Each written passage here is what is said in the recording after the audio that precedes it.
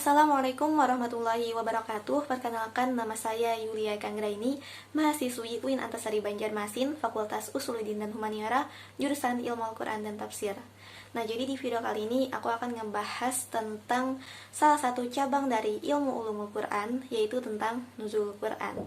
Tapi sebelum kita membahas mengenai nuzul Quran, terlebih dahulu kita juga harus mengetahui apa sih itu nuzul Quran. Nah, jadi nuzul Quran ini dapat kita definisikan sebagai suatu proses diturunkannya Al-Quran, yang awalnya Al-Quran itu berasal dari Allah yang diletakkan di Lauh Mahfuz, kemudian diturunkan ke Baitul Izzah atau dapat juga disebut dengan langit dunia, dan kemudian diturunkan lagi kepada hati baginda Rasulullah SAW. Untuk secara bahasanya, nuzul Quran itu berasal dari dua kata. Yang pertama itu ada nuzul, yang kedua adalah Al-Quran. Nah, nuzul Quran atau nuzul itu dapat diartikan sebagai suatu penurunan yang awalnya itu berasal dari tempat yang tinggi, kemudian diletakkan ke sesuatu yang lebih rendah. Tapi bukan berarti yang dari Lauh Mahfuz kemudian diturunkan lagi ke Baitul Izzah, kemudian diturunkan lagi kepada Rasulullah SAW itu diartikan sebagai suatu tempat yang rendah. Nah, bukan seperti itu ya teman-teman. Mungkin itu cuma sebagai majas aja, diturunkan itu cuma sebagai majas yang digunakan. Dan satunya ada kata Al-Quran. Al-Quran adalah kitab suci umat Islam. Jadi proses diturunkannya Al-Quran dari Lauh Mahfuz, kemudian ke Baitul Izzah, dan kemudian ke Rasulullah SAW. Nah, tadi kan sedikit disinggung mengenai Lauh Mahfuz. Apa sih itu Lauh Mahfuz? Jadi Lauh Mahfuz itu adalah semacam tempat yang berisikan segala informasi mengenai kehidupan dari awal kehidupan semesta sampai kehidupan akhir alam semesta ini. Nah, kemudian tadi juga ada disebutkan mengenai Baitul Izzah. Apa sih itu Baitul Izzah? Nah, Baitul Izzah ini juga dapat disebut sebagai langit dunia. Nah, sebagai apa sih? Ini sebagai tempat transitnya yang awalnya kan tadi berada di Lauh Mahfuz, kemudian diletakkan dulu nih di Baitul Izzah atau langit dunia, dan baru nanti Jibril menyampaikan kepada Rasulullah SAW kayak gitu. Oh ya, kemudian untuk pengertian dari nuzul tadi, ini juga disebutkan beberapa kali dalam Al-Quran, tapi dengan bahasa yang berbeda. Yang pertama itu ada yang menggunakan kata anzala, dan yang kedua itu juga ada yang menggunakan kata nazala. Nah, makna dari keduanya itu memang sama-sama turun, tapi menurut ahli tafsir, kedua kata itu memiliki makna yang berbeda. Anzala itu dapat diartikan sebagai proses turunnya Al-Quran namun secara keseluruhan. Sedangkan nazala juga dapat diartikan sebagai proses turunnya Al-Quran, namun proses turunnya itu secara bertahap ya teman-teman. Nah, untuk itu di sini sudah ada diletakkan dalil mengenai penggunaan kata anzala terlebih dahulu. Contohnya itu ada di surah Al-Qadar ayat 1 yang berbunyi Inna anzalnahu fi lailatul qadar, yang artinya sesungguhnya kami telah menurunkan Al-Quran pada malam Lailatul Qadar. Nah, jadi dapat diartikan ya, penurunan Al-Quran pada waktu malam Lailatul Qadar itu turunnya secara keseluruhan. Kemudian juga ada dari surah Ad-Dukhan ayat 3 yang berbunyi Inna anzalnahu fi lailatin mubarakah, yang artinya sesungguhnya kami telah menurunkannya Al-Quran pada suatu malam yang diberkahi. Nah, di sini juga menggunakan anzala, yang artinya turunnya itu secara keseluruhan.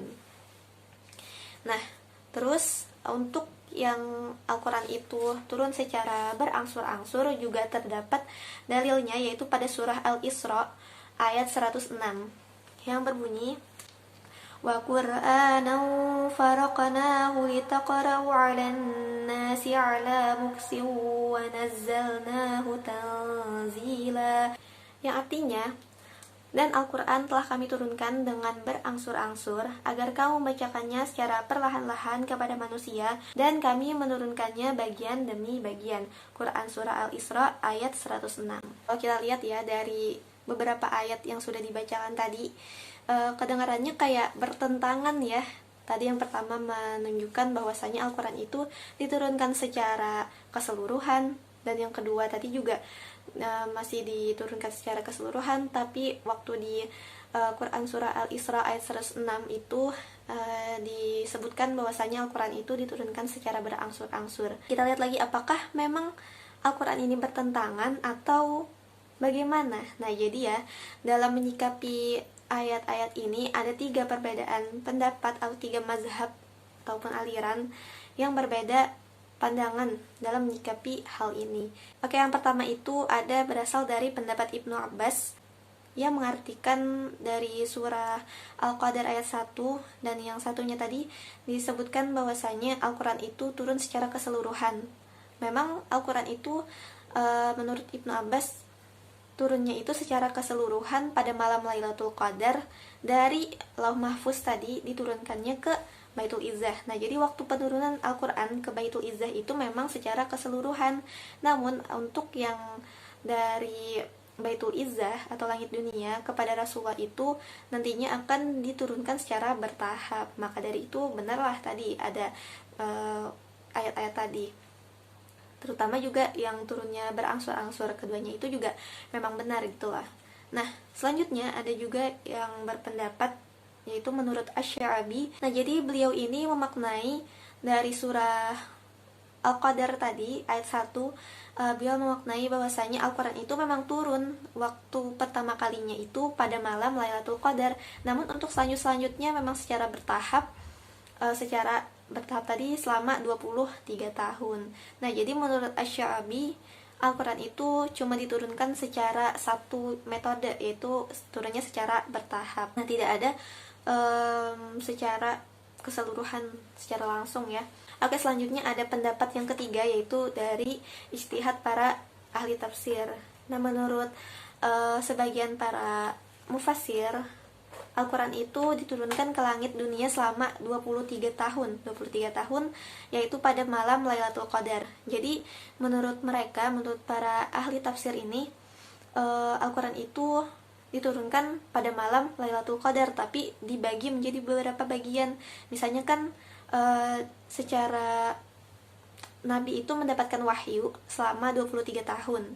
Nah, selama itu ada kan tahun-tahun, dan setiap tahunnya itu selalu ada malam Lailatul Qadar. Nah, setiap malam Lailatul Qadar itu akan diturunkan bagian-bagian dari Al-Quran ke Baitul Izzah, dan kemudian bagian-bagian tersebut nantinya akan diturunkan kepada Nabi Muhammad SAW, seperti itu. Kemudian kalau sudah tahun yang ini udah berjalan, kemudian ada lagi nih misalnya malam Lailatul Qadarnya. Nah, itu nanti akan diturunkan lagi beberapa bagian dari Al-Quran, lalu akan disampaikan lagi oleh malaikat Jibril kepada Rasulullah SAW sesuai dengan peristiwa-peristiwa atau kejadian yang diperlukannya ayat itu turun. Nah, seperti itu sih kalau menurut beberapa ahli tafsir atau para mufassir, walaupun ijtihad dari mereka ini tidak ada memiliki dalilnya. Menurut buku yang saya baca ya, ini tidak ada dalilnya, kata Syekh Mana Khalil Al-Qattan. Tuh. Oke, setelah mengetahui ketiga aliran atau mazhab yang menyikapi dari ayat-ayat Al-Quran tadi, nah dapat kita simpulkan ya, pendapat yang paling kuat di antara ketiga tadi yaitu adalah pendapat Ibnu Abbas yang menyatakan bahwa Al-Quran itu 2 kali turun. Yang pertama itu turun ke Baitul Izzah, yang dari Lauh Mahfuz ke Baitul Izzah itu secara keseluruhan, dan kemudian baru dari Baitul Izzah atau langit dunia itu ke Rasulullah SAW melalui perantara malaikat Jibril. Nah, seperti itu. Oke, selanjutnya adalah hikmah kenapa sih Allah itu menurunkan Al-Quran itu dengan 2 cara, yaitu yang pertama itu secara keseluruhan, dan yang kedua itu secara berangsur-angsur. Jadi menurut Imam As-Suyuti, Al-Quran itu diturunkan secara sekaligus ke langit dunia atau ke Baitul Izzah itu menandakan bahwasanya sebagai bentuk pemuliaan Allah terhadap Al-Quran yang merupakan kitab suci terakhir yang diturunkan kepada Nabi yang terakhir pula. Nah, jadi sebagai bentuk pemuliaan Allah kepada Al-Quran itu sendiri dan kepada si penerima wahyu, yaitu Rasulullah SAW. Nah, kemudian kenapa sih diturunkannya pula secara berangsur-angsur? Nah, jadi itu juga termasuk sebagai mukjizat, karena kan seperti kita lihat bahwasanya kitab-kitab sebelumnya seperti Taurat, Injil, Zabur, nah itu diturunkannya secara sekaligus. Beda halnya dengan Al-Quran, ini sebagai bentuk pembeda antara kitab Al-Quran dan kitab-kitab yang lainnya. Nah, selanjutnya untuk hikmah-hikmah yang lainnya dapat kalian baca di sini, kalian baca sendiri. Yang pertama itu adalah menguatkan atau meneguhkan hati Rasulullah SAW. Yang kedua itu ada tantangan, sebagai tantangan dan sebagai mukjizat yang tadi. Dan yang ketiga adalah sebagai bentuk memudahkan kita dalam menghafalnya. Nah, kan Al-Quran itu turunnya ketika ada suatu kejadian maka turun ayat, ketika ada sesuatu peristiwa maka turun lagi ayatnya. Nah, itu dapat lebih memudahkan dalam menghafal Al-Quran. Terus yang keempat merupakan kesesuaian dengan peristiwa-peristiwa dan penetapan hukum. Dan yang kelima ada sebagai bukti yang pasti bahwa Al-Quran itu diturunkan dari sisi yang maha bijaksana. Oke, mungkin itu ya, cukup sekian. Mohon maaf jika penjelasannya masih kurang, karena saya juga masih dalam proses belajar. Akhirul kalam, wabillahi taufik wal hidayah. Wassalamualaikum warahmatullahi wabarakatuh. Jangan lupa ya di subscribe kalau merasa ini bermanfaat. Insya Allah nanti bakalan upload lagi tentang dunia Al-Quran.